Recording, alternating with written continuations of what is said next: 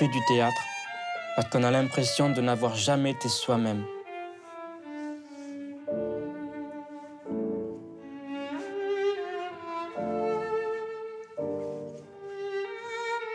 Et qu'enfin, on va pouvoir l'être.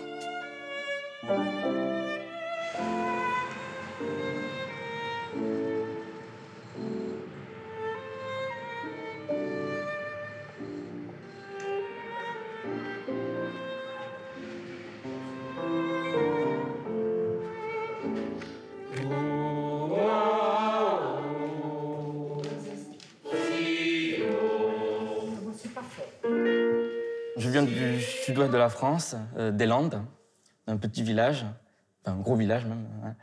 Et voilà, mes parents sont agriculteurs, ils travaillaient la terre. Vers les 2 ans, mes parents se sont rendus compte que je ne parlais pas beaucoup, enfin même pas du tout d'ailleurs.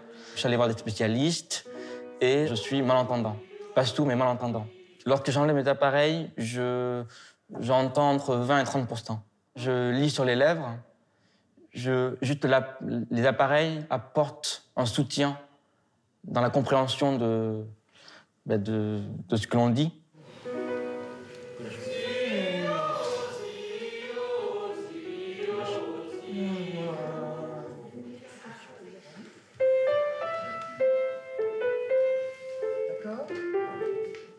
L'histoire du conservatoire, elle est assez longue parce qu'il a fallu s'autonomiser de la musique. Il y a eu en 1784 la création d'une école de chant et de déclamation par Louis XVI. Ensuite, c'est Napoléon, qui adore le théâtre, qui va en 1806 créer une école de déclamation à l'intérieur du Conservatoire national de musique. Donc on est toujours une sous-section de la musique. Et il faut attendre 1946 pour que le Conservatoire national d'art dramatique soit complètement indépendant du Conservatoire national de musique. Mais non, mais ça veut dire comme Mais laisse tomber, c'est une légende. Mais non. T'es fort, camarade de caporal. Chef, camarade de caporal, réveillez-vous! Mes parents, comment ils ont appris que je voulais devenir comédien et comment ils l'ont accepté, ça a été un chemin qui leur paraissait un peu logique dans le sens où ils savaient dès le début que j'aimais Louis de Funès, que j'aimais le cinéma, que j'aimais les acteurs. Et quand j'ai passé le concours du conservatoire, je ne leur ai pas dit. Je l'ai dit à personne que j'ai passé ce concours.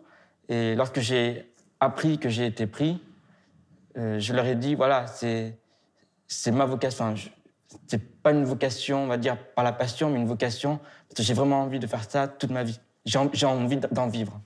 Alors, je reprends mes petites notes. Il faut bien savoir que Meyerhold, il va s'intéresser à toutes les formes de théâtre populaire, oriental. Enfin, c'est assez incroyable.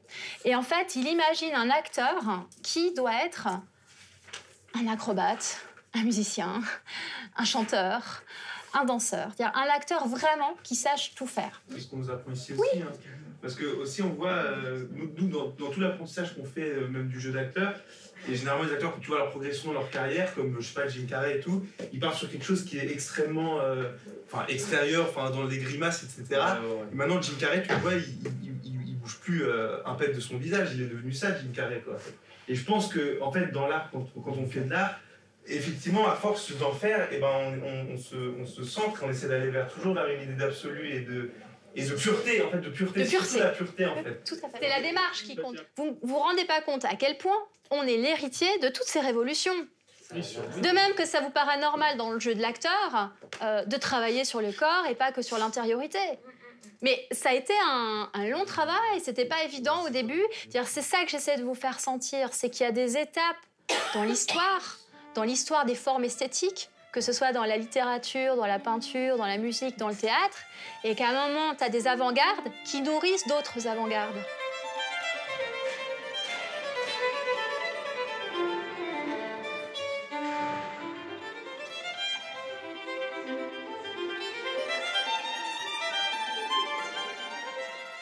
C'est très amusant parce qu'en ce moment même, il y a le concours du premier tour qui se déroule.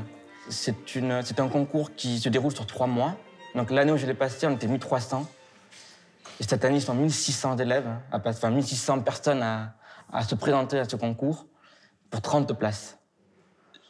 Je l'ai préparé parce que j'étais au conservatoire municipal du 8e arrondissement. Donc j'avais plusieurs scènes à préparer. J'en avais 4. Et le premier tour, ça s'est étrangement très très bien passé. Ce qui est assez drôle d'ailleurs parce qu'il y avait un moment donné, j'étais à fond dans une scène. Enfin, en tout cas, j'y étais. Et je voyais ma partenaire qui... Je l'ai vu dans son regard, elle quittait la scène. Elle quittait la scène pour regarder le jury. Et dans ma tête, je me suis dit, mais vas-y, on n'a pas fini la scène, on continue jusqu'au bout. Et en fait, c'était le président du jury qui avait demandé stop, on arrête la scène. Et moi, en fait, j'ai continué parce que je n'avais pas du tout entendu le stop. Voilà, donc c'est un élément qui a bien détendu tout le monde, moi compris.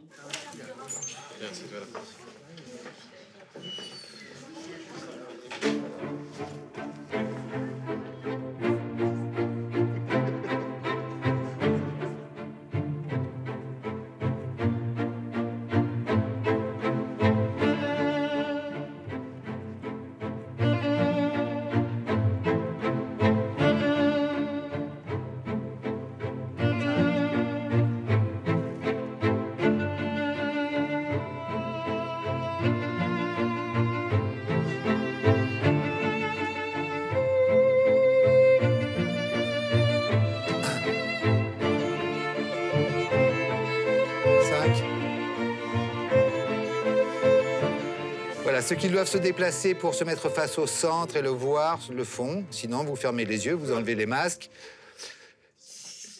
Finissez votre action avant de lever la tête, les yeux fermés. Au conservatoire, on apprend vraiment plein de choses, justement. On apprend de tout, je dirais, tant au niveau physique avec la danse et des cours de respiration, des cours de tai chi, tout ça, autant au niveau de la voix, du chant, maîtriser sa voix, et des cours d'interprétation. On désapprend, je crois. Comme si on revenait à zéro non plus, mais qu'on repartait ensemble vers quelque chose de nouveau. La plus belle chose qu'on apprend ici, et c'est la raison pour laquelle je suis rentrée au conservatoire, c'est à travailler tous ensemble.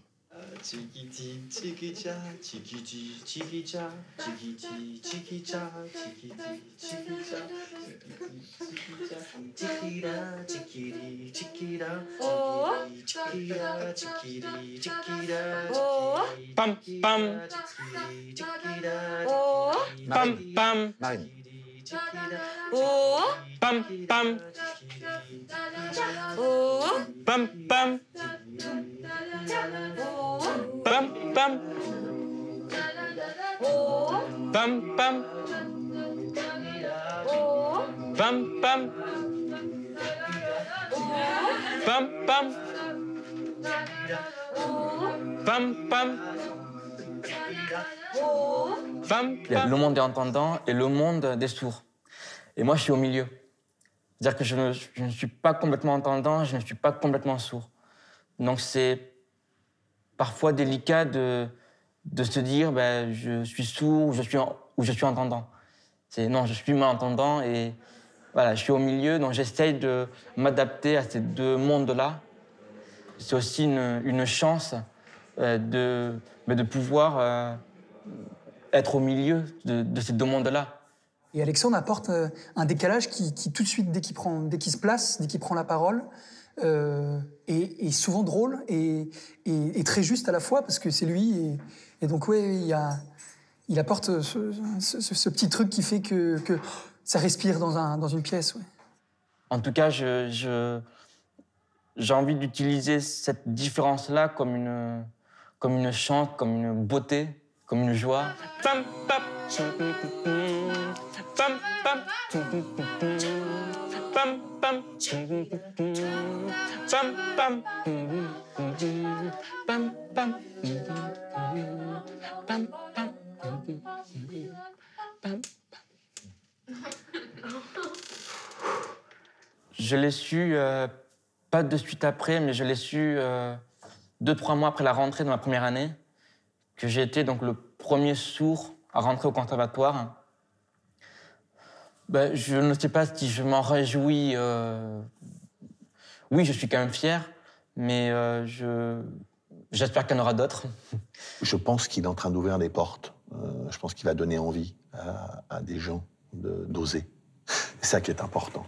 Ah, le fait qu'on soit les premiers, Alexandre et moi, différents. Déjà, en fait, je ne savais même pas, en rentrant ici, je ne savais même pas s'il y avait déjà eu d'autres nains. Et je ne savais pas s'il y avait eu des gens sourds. Du coup, ça ne m'a pas non plus frappée. Quand on en parle, je me dis, peut-être que ça peut aider des gens de petite taille à oser passer des concours, à faire du théâtre. C'est vrai, mais de base, j'y pense pas trop. On était en concours et on pouvait pas ne pas savoir que on était en train de tourner une page de l'histoire du conservatoire et donc peut-être quelque part du théâtre français. De prendre un élève malentendant, de prendre une élève de petite taille, c'est un signe. C'est un message qui dit tout le monde peut entrer dans cette école. Cette école n'exclut pas, n'exclut personne. Donc tout le monde a sa chance.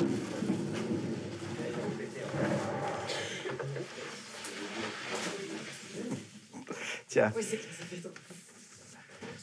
Le cours d'interprétation, ouais, historiquement, c'est le cours que les élèves attendent parce qu'ils se reconnaissent dans... C'est le cours où on fait, soi-disant, du théâtre, on travaille de grands auteurs de répertoire ou contemporains. Et une fois que c'est bien chaud, on va détendre les paupières en fermant les yeux et en posant les mains tranquillement dessus. On expire... Et on baisse les épaules. Attention de ne pas trop cambrer. Détends bien les épaules, descends, voilà. Enfin, en rapetissant les mains qui font leur vie. Le regard, ouvrez les yeux et hop, par le regard on remonte. Sur le sol, sur le mur, sur le plafond, hop, et... Moi j'essaie dans le cours d'interprétation, on va dire, de mélanger toutes les influences, enfin, d'essayer de voir comment on peut chercher à mélanger le texte avec le rapport, avec l'abandon qu'on peut avoir, la simplicité qu'on peut avoir en clown, ou l'expressivité qu'on peut avoir en masque, et le mouvement, le rapport au corps, au mouvement qu'on peut travailler en danse.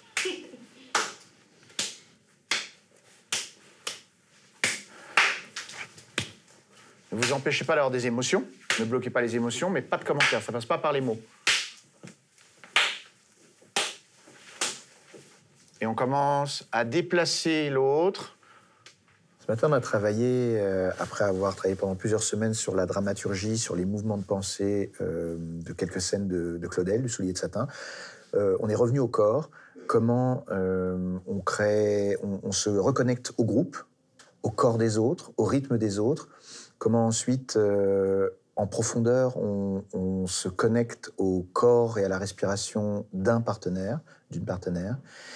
Comment on induit un mouvement dans le corps de l'autre, à travers le corps de l'autre. Comment on active un imaginaire corporel. Et inversement, comment on s'abandonne aux impulsions de l'autre, pour ensuite, après l'expérimentation purement physique et organique, venir rajouter du texte.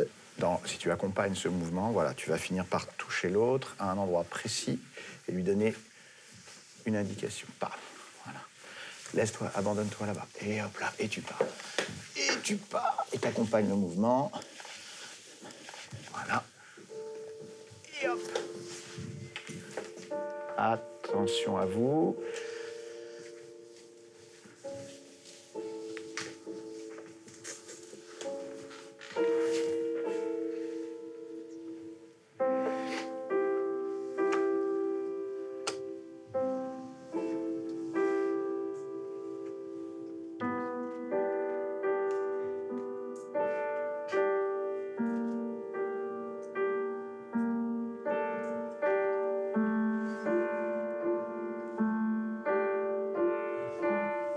qu'à attendre le retour de cette puissance immanquable sous moi qui me reprend, me remonte avec elle comme si, pour un instant, je ne faisais plus qu'un avec le nourrissement de la vie.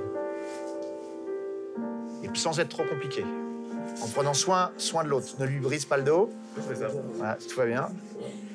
Ouais, continuez. Permettez-moi de m'y associer. Vous voyez, nous ne formons plus qu'un seul personnage avec plusieurs têtes et 3 bras.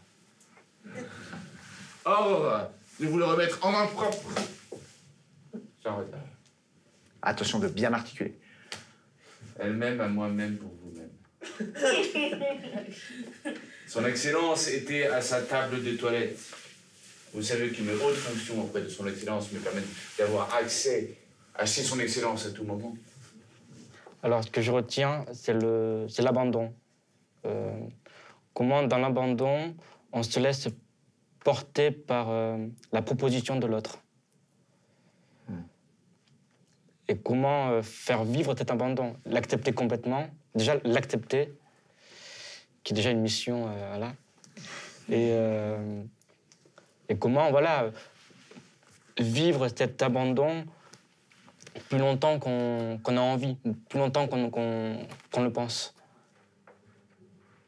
Monte en pointe et flex là-haut. C'est doux, hein, c'est lent. Et 3. Tac. Venez. Allez, on fait juste plier 4 fois, et puis 4 fois en première, et puis 4 fois en parallèle, et puis 4 fois en 4e droite devant, 4 fois en 4e gauche devant. Est-ce que tout le monde sait un peu ce que c'est qu'une 4e? 4e, c'est comme quand on est en première, mais au lieu d'ouvrir le pied sur le côté, on l'ouvre devant. Donc par exemple, 4e droite, c'est exactement, je suis en première et je glisse mon pied droit devant. Et plie, tends, plie.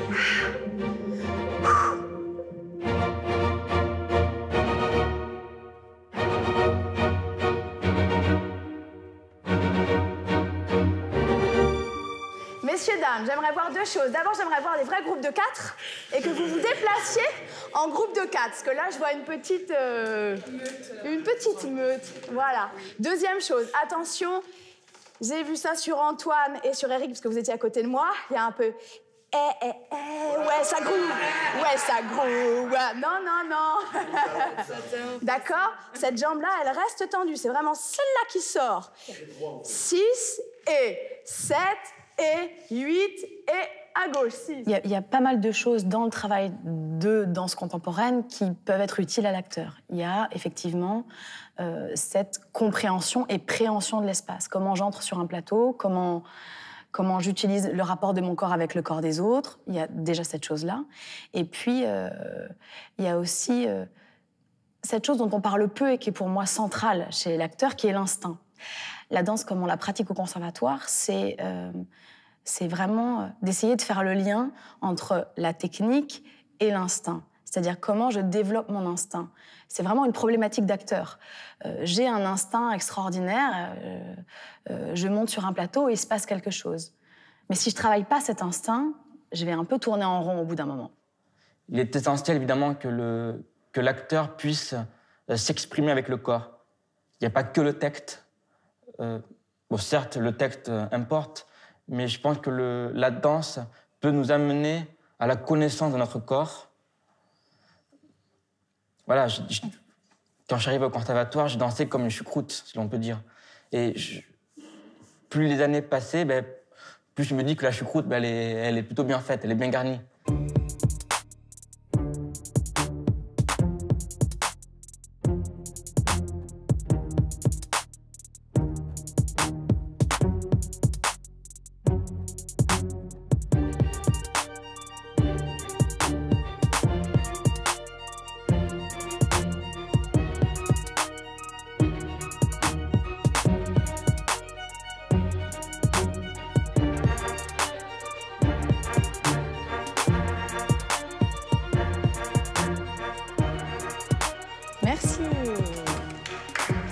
Merci, il y avait de très belles choses.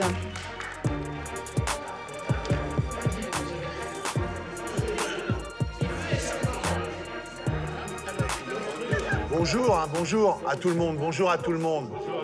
Bonjour. Et là, on n'est pas dans le cadre du professeur et des élèves. On est dans un cadre professionnel, c'est-à-dire qu'on monte un spectacle, nous, avec une jeune troupe. Alors, on est au conservatoire, je sais qu'on est dans une magnifique école, mais là, j'ai conscience d'où je suis, mais on monte une pièce ensemble, voilà. On va essayer de traverser cette écriture comme ça vient. Tu m'écoutes? Avec la plus grande attention, mon cher Lucas. Continue. Je disais donc... Pardon de t'interrompre, je ne vois pas bien qui est Amandine. J'étais dans la rue. Quelqu'un a crié « Amandine » tout près de moi. J'ai tout d'abord sursauté, puis je me suis retournée. Et là, j'ai vu s'avancer une jeune femme comme jamais je n'en avais vu. Elle est comment? Amandine, elle est... vaste. Elle est grosse, tu veux dire? Nous sommes amis, non? Oui, Lucas. Nous sommes amis depuis toujours. Depuis toujours, oui, voilà. Mais tu es con depuis toujours. Tu le sais, ça aussi? Tiens, regarde un peu. Allons bon, qu'est-ce que c'est? Des rognons. Des rognons. Tu m'accables. Écoute ça. Par ordre d'excellence, les rognons se classent ainsi. Mouton, veau, bœuf. Je prends 10 bonnes minutes, hein, à prendre l'air.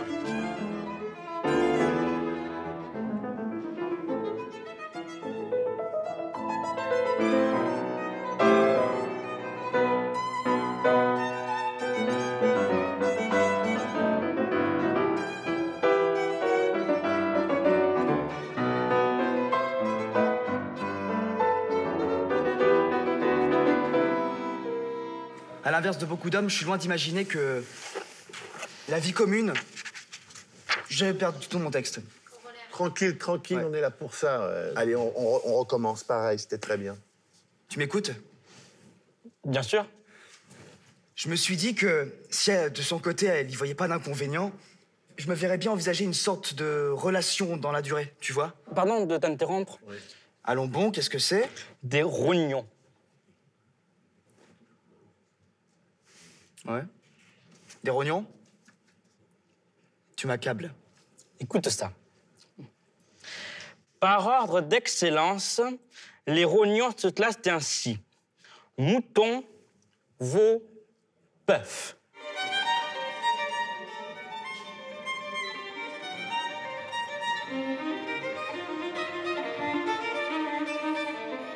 Ce qui est génial, c'est que j'ai des élèves qui ont des Master 2, qui ont fait des études théâtrales ou des écoles d'ingénieurs, des élèves qui ont un parcours complètement différent, un CAP de tapisserie, qui, au contraire, ont été déscolarisés. Et du coup, quand on travaille ensemble, eh bien, il y a une diversité d'expériences, de références culturelles. La diversité, on la voit dans la promotion. Il n'y en a pas un, déjà physiquement, il n'y en a pas un qui se ressemble. Culturellement, il n'y en a pas un qui se ressemble. Tout le monde a une culture différente. Tout ce qu'on travaille au conservatoire, c'est comment on peut grandir par l'autre. Donc, plus l'autre est différent de nous, plus on va avoir de choses à apprendre. Cette porte-là que nous, on ouvre à l'école, on a envie de l'ouvrir sur le futur et de voir des gens dans cette diversité, ces mêmes gens-là sur les plateaux.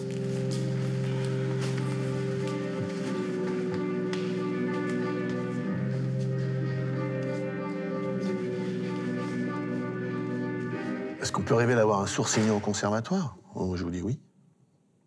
Oui, je vous dis oui, je vous dis oui tout de suite. Je pense que oui, et pourquoi non?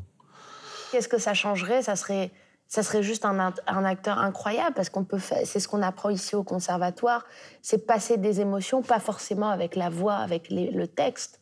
C'est pour ça qu'on a des cours de danse aussi, et c'est pour ça qu'on fait des spectacles de danse, c'est pour montrer une émotion avec notre corps. Si on peut rêver que des artistes sourds aient envie de s'inscrire au conservatoire, ou que des artistes sourds y entrent pour jouer en langue des signes, parce que la langue des signes est une langue qui appelle l'art aussi, hein, et qui peut être interrogée par l'art comme par la science d'une manière ou d'une autre, il ne faut pas rêver. C'est une réalité.